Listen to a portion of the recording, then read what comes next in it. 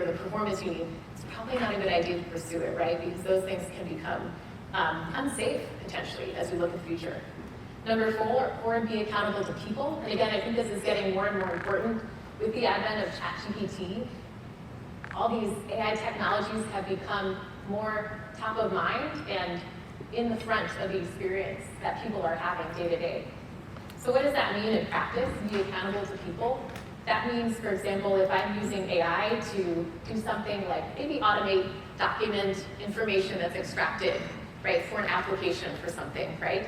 I want to have a way for people to understand what information was pulled. They have a process to question that, to correct it, right? You have to be accountable to your customers and your users who might be experiencing this technology as you implement it. Number 5 is around incorporating privacy design principles. Obviously, privacy has been an important topic in IT for many years. Again, with AI, I think there's even more concerns, right, about exposure of personally identifiable information. So again, keep that in mind from the start. You want to build that into how you're designing. Upholding high standards of scientific excellence. So this one, again, is around making sure that things work, right? It's not just a pipe dream that maybe works for a few examples, right? It's something that actually has scientific rigor behind it, and it is effective. And then last but not least, be available for uses that accord with these principles. You can see we've got some other items listed there: primary purpose and use, nature and uniqueness, scale, and nature of Google's involvement. So that's really just more around the use case itself.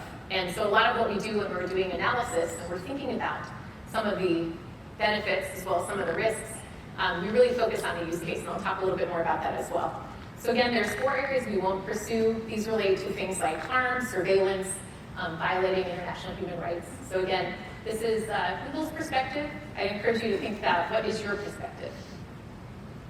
What is your company's perspective as well?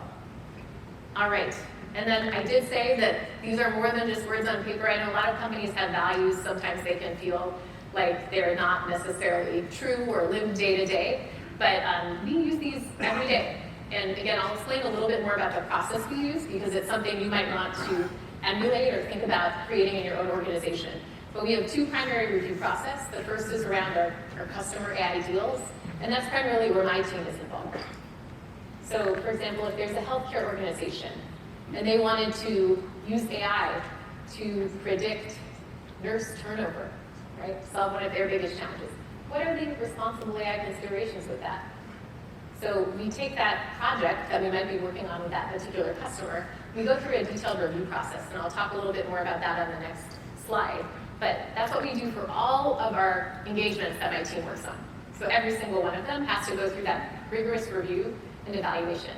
The second process here that you see listed on the slide is really around our Cloud Vertex data products. So these are the products we build itself, right? So everything gets incorporated from the beginning when we're designing those products, how we find the right data, how we test them, how we deploy and monitor them. We incorporate these principles and the review in all of that.